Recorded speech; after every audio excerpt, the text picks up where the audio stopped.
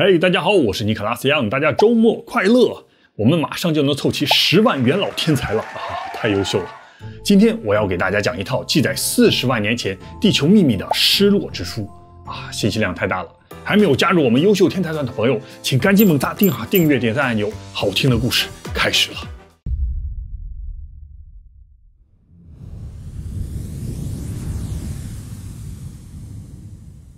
说起失落之书，都是记载远古几万年前神和人类的秘密，远古的智慧啊，非常神秘。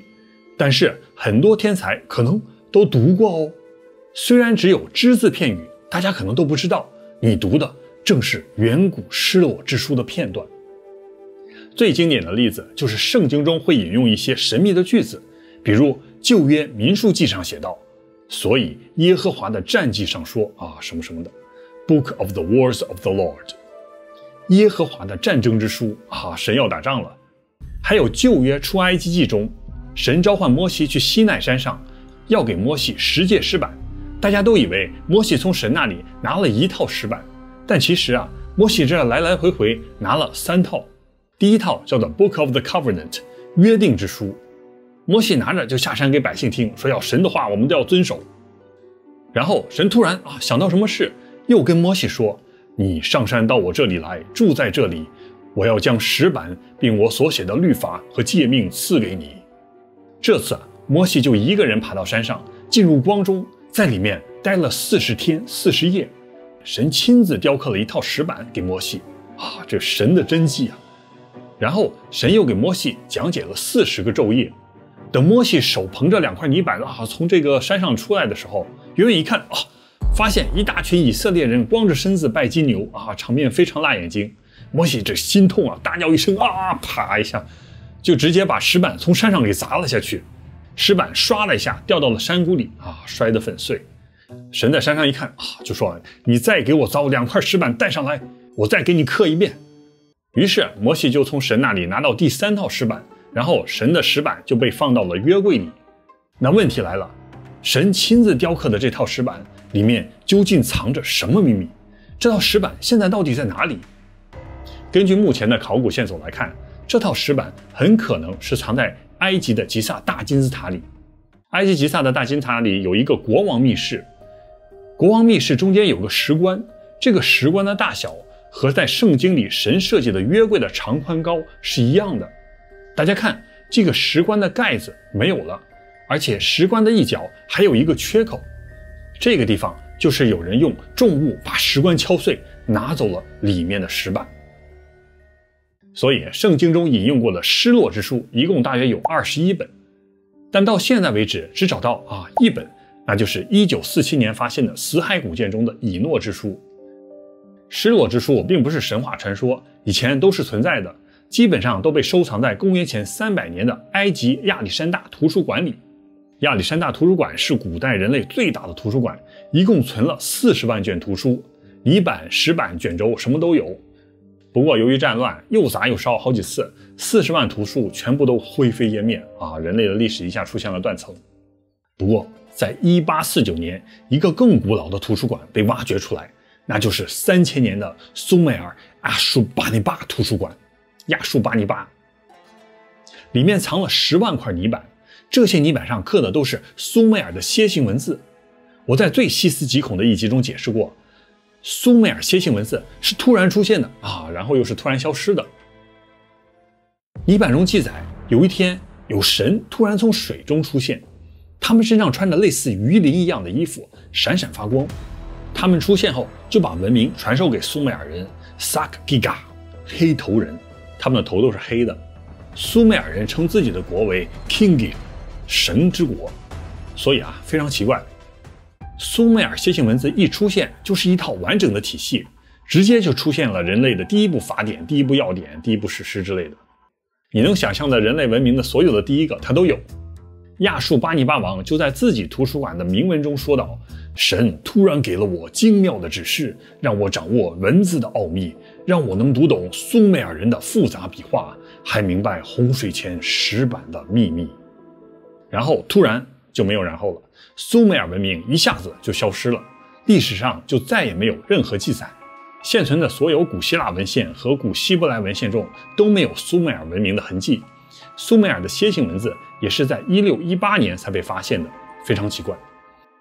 这就说明一件事，就是苏美尔人在经历了大洪水之后，有一种神秘的力量传授给他们文字和文明，然后他们又遭遇了一次专门针对他们的全面打击，而这次打击很可能是一场大规模的核战争。这个一会儿我在后面会讲到。苏美尔的楔形文字在理论上是永远无法被破译的，因为楔形文字是一种孤立的语言体系，独有的，不像日文跟华文、英语跟法语都是有关联的。但是有件非常巧合的事情，就是在1835年，英国学者亨利·罗林森来伊朗探险，当地人就问他你要不要看看我们这山上的神迹啊？就在前面的巴希斯顿山上。在波斯语中，巴希斯顿的意思就是 the place of God， 神的地方。亨利于是就爬过一个山峰，远远一看，这山上怎么有一片悬崖全部都被铲平了？他走近一看，发现悬崖上雕刻了大片的铭文，这些铭文一共有3种语言：古楔形文字、古埃兰文还有古波斯文。亨利就问导游这你看得懂吗？导游说看得懂，这是古波斯语，伊朗的文言文。难道这就是线索？果然，后来考古学家就把铭文中的古波斯语和古楔形文字一一对应，一个字母一个字母的研究，经过100多年的整理，后来考古学家再把破译的楔形文字拿去破解亚述巴尼巴图书馆里的10万块泥板，大家发现这些石头上其中记载了很多远古的秘密，最远离我们有40万年。这里会不会记载的约柜里神亲自雕刻的石板里的秘密呢？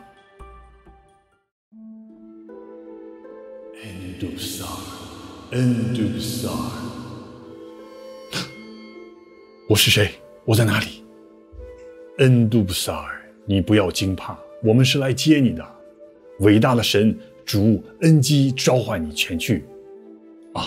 对，我是恩布杜萨尔，那场灾难的幸存者。当邪恶之风来临之际，我们逃到了这片草原里。这时，我耳边突然传来奇怪的声音。我抬头仰望天空，突然我看见一股旋风由南而至，无声无息，它发出耀眼的光芒。我赶忙扑倒在地。2位神使突然出现在我面前，他们的衣服发出明亮的光芒，他们呼唤我的名字。说话之时，我感觉我如鹰鸟飞翔般在天空和大地中飞去，河流、山脉、云彩都在我的脚下。这时，一片我从来没见过的亮光吞没了我，我顿时魂飞魄散，吓得晕倒在地。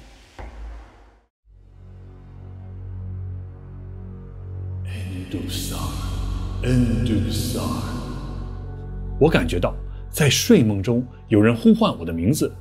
我逐渐醒来，发现周围有火一般的光芒。我听得见那深沉的声音，但却无法分辨出它的出处，也看不见声音的主人。恩布杜萨尔，我忠诚的仆人，我是你的主人恩基。我唤你写下我的话语，因人类遭受灾难，我心烦意乱。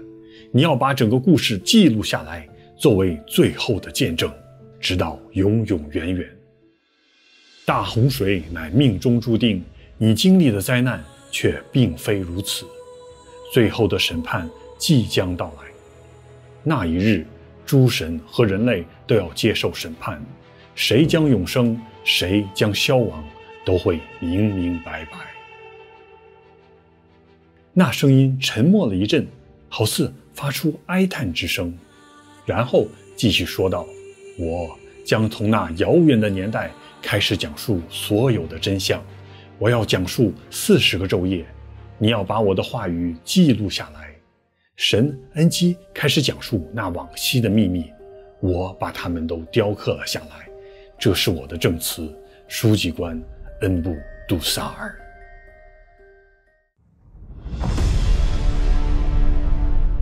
王权从天而降，王权落在埃利都。在埃利都，阿鲁林成为王，他统治了28800年。后来又有8位王，一共统治了385200年，然后大洪水吞噬了一切。这句话来自于至少有4000年历史的苏美尔王表的第一句：王权从天而降。王权的英文 kingship 字面的意思就是 kingship 王之船。楔形文字也是一艘宇宙飞船的样子，大家看，前面尖尖的，后面还喷着火。王权苏美尔语念 Gugal， Gu 只是人， Gal 是巨大的，意思就是在大洪水之前，有一群巨大的人从天而降，建立了王国。一诺书中说有200个守望者从天而降，阿兹特克神话中说有一群神乘坐的像匕首一样的神船从天而降，修建了南美洲的金字塔。在苏美尔泥板中，这些神统一被称作阿努纳奇。这些阿努纳奇从哪里来？他们为什么又要来到地球？我在前一集中讲过，有一块泥板叫做 Enuma Elish 至高之巅，里面就记载了在创世纪之初，银河系和另外一个星系相撞，形成了一个宇宙十字路口。在这里出现了一个恒星叫做马杜克，围绕马杜克旋转的就是传说中的尼比鲁星。阿努纳奇就在这个星系里开战了，打得这个天崩地裂非常精彩，大家有空看一看。这场宇宙战争其实就是阿努纳奇内部为了争夺统治权发动的内战一场政变。这场内战让尼比鲁星变得荒无人烟。在亚述巴尼巴图书馆里有一套石板叫做 The Lament for Nibiru 尼比鲁的哀歌，记载了尼比鲁遭受内战之后的悲惨景象。我的心黑暗，我已被毁灭，我混乱不堪，我已被摧毁。那位君主犹如邪恶之风一般肆虐，摧毁了那里的城市和庙宇。他撕裂了尼比鲁的根基，用锤子猛击，夺去了城中妻子和孩子的性命，将尼比鲁变成了一座荒凉之地。他何时才能重建古老的繁华？这邪恶之风大规模杀伤性武器后面我会详细讲。阿努纳奇为什么会发生内战？西秦说是因为尼比鲁天空中出现裂痕，大气都飘走了，导致星球资源稀缺，所以阿努纳奇派别就发生了内战，抢夺资源。一部分阿努纳奇就来到地球寻找黄金，又来修补尼比鲁的大气层。这种说法还没有找到来源，等我继续探索，有消息再告诉大家。不管怎样，尼比鲁星需要很长的一段时间才能恢复繁荣。政变失败的一群阿努纳奇就被流放到宇宙中自生自灭。很巧的是，这群阿努纳奇他们发现了一个星球，苏美尔语叫做 Kai 地球。他们来到地球的伊拉克境内从天而降，降临的地方取名为埃里杜，意思是遥远的家乡。泥板早期统治者之歌中就记载，这群阿努纳奇实行的是议会制，他们中有4位德高望重的首领，叫做安、恩利尔、恩基和宁胡尔撒加。他们被称作4神议会。安就是议会长老，恩利尔性格暴力，是武装部总司令，恩基就是刻石板的那个神，性格温和仁慈，属于参谋长，宁胡尔撒加就是科技部的医疗部长。然后广大的阿努纳奇就选出了一个优秀的代表，4神议会就任命为他阿鲁里姆王，就是苏美尔王表的第一个王。阿鲁里姆的意思就是许多人选出来的。他统治了地球28800年外星人肯定活得比人类长。最后阿努纳奇在地球上又发生了战争非常惨。4神议会中的恩基就找到一位忠诚的人类恩布杜萨尔，刻下了很多泥板。恩基的意思就是这场灾难我都尽力阻止了，这些泥板都是给以后的诸神和人类看的，在最后的审判中作为证据，我是清白的。于是阿努纳奇就在地球的埃利都里建立了基地。泥板阿特拉哈西斯史诗中写道，在阿努纳奇来到地球的时候，他们带了另外一群种族外星种族，头特别长，叫做伊吉吉。他们属于阿努纳奇中的工程师，金字塔很有可能是他们造的。泥板中记载，众神的苦役的确巨大，劳动繁重，痛苦难忍，但伟大的阿努纳奇还在加重EGG神的负担。众神开凿水渠，为土地注入生命，他们挖掘底格里斯河，他们开凿幼发拉底河。40年，整整40年，众神日夜忍受着痛苦的劳役，他们开始抱怨，他们开始谴责，他们在沟渠里密谋，让我们面对那些长官，他们必须卸下我们的重担。现在，让我们呼唤战斗吧，让我们加入战斗吧，让我们发起战争吧。众神听到他们的呼喊，就点燃了武器，向着阿努纳奇的战士恩利尔的城门前去。四神会议的恩利尔属于武装部总司令比较凶狠，所以这些神要反叛，就必须先拿下恩利尔，夺取武装力量传说中的枪杆子里出政权。这时阿努纳奇的高层们听到门外一阵骚乱，问这怎么回事？有个低等级的神就回答说我们诸神中每个人都宣战了，我们的苦役太重了，苦难太多了，我们要找恩利尔算账。恩基一听赶紧召开阿努纳奇紧急会议，准备调解叛乱。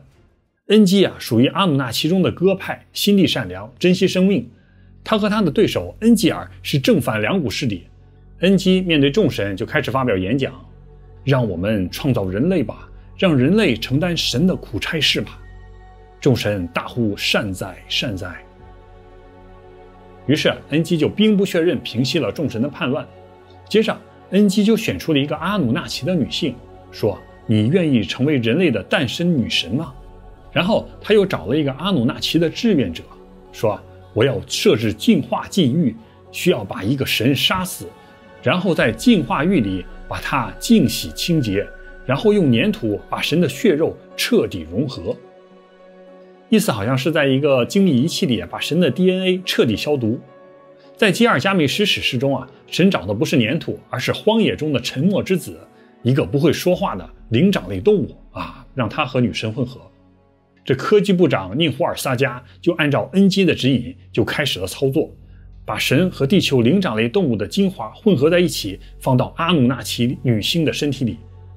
完成之后，恩基就说剩下的时间就让我们听那鼓声吧。这个意思可能是要听胎儿的心脏跳动的意思。于是泥板里就记载，剩下的时间里，诸神们都能听到那咚咚的鼓声。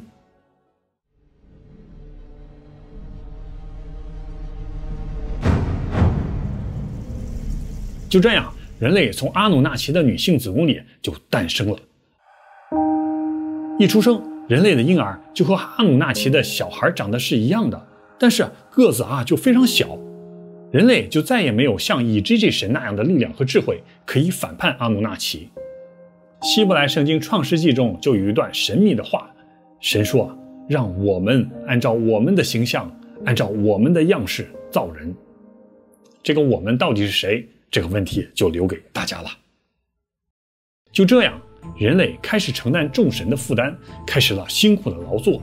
阿努纳奇就统治了地球40万年。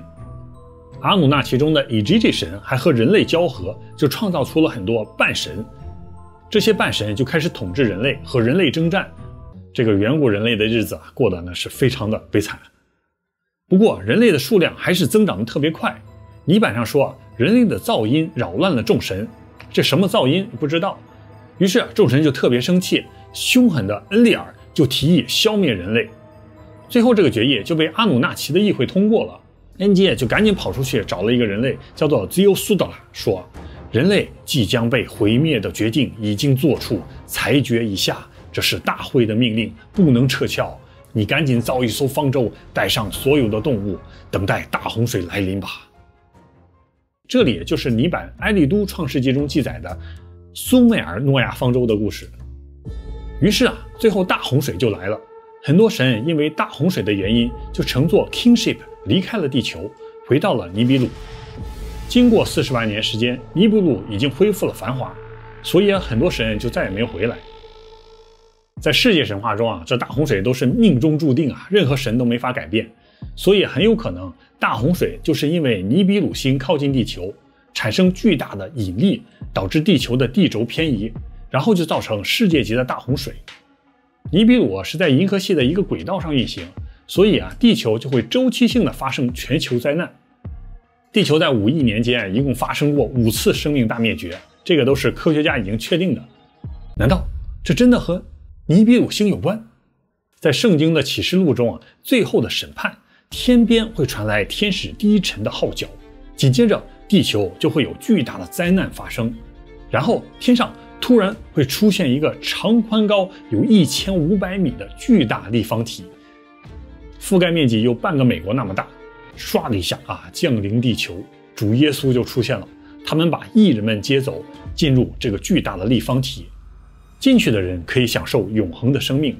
这个巨大的立方体就被称作新耶路撒冷这个非常神秘大洪水之后，阿努纳奇们又从尼比鲁回来统治地球，恩利尔就趁势开始夺取地球的统治权，然后就在地球上发生了核弹大战，苏美尔文明就因此灰飞烟灭。因为这一时期的泥板出现了无数的见证，全部是哀歌，比如苏美尔和乌尔的哀歌，乌鲁克的哀歌，埃利都的哀歌，他们讲的都是不同的城市一下被毁灭了。在这些哀歌里都记载了一样事情，叫做邪恶之风。当恩利尔放出邪恶之风的时候，阿努纳奇们都发出哀叹之声，天都在颤抖，地也蜷缩起来。邪恶之风刮来熊熊大火，大火吞噬了人类，它掀翻了大树的树干，把森林夷为平地。大地把手放在心口上，痛苦地哭泣。迪格里斯河变得浑浊混乱，浑浊骚动。恩利尔呼唤天上的大风暴，人类在呻吟。巨大的风暴在头顶上呼啸，毁灭大地的风暴在下方咆哮。邪恶之风如滔滔洪流，无法阻挡。暴风雨的前方热气腾腾，邪恶之风发出炙热的光芒，伴随着汹涌的风暴，在不停燃烧。这些哀歌写的都非常写实恩基谴责恩利尔的暴行，说这些事都要记录下来，留给最后的审判，给众神看看谁才是毁灭地球的罪魁祸首。最后众神之战告一段落，可能是众神之间达成了某种和平协议，他们不再争夺地球，也不来干预人类，完全就把地球交给人类管理。于是地球上就再也没有众神出现，直到今时今日。人类现在也有核武器了，未来也要登陆火星，人类肯定会用 AI 机器人开发火星EJG 机器人。人类会不会用基因工程创造出适合在火星上生存的新人类呢？我们会不会成为另外一种物种的神？4000年前苏美尔泥板中的一句话很可能就已经给了我们答案：谁的过去将会是我们的未来，而我们的未来又将会是谁的过去。好了，今天的节目就到此为止了，我们下期再见。Hello， 有的天才就问神到底是不是外星人？在我的想法里如果阿努纳奇是外星人的话，那他们就不是神。不过他们的科技很有可能和达到神的一样，可以分离精神和肉体，把整个人的大脑上传到电脑里。我认为神是存在的，但我觉得神应该是存在于4维以上的世界，可以弹指间创造出宇宙、外星人和人类，属于终极永恒的神。这外星人手里可能也有一本外星圣经这记载了终极创世神是什么样的。这也可能是一个无限循环比如就是外星人是另外一种外星人创造的，然后还有外星人的外星人，好像可以无限循环下去好烧脑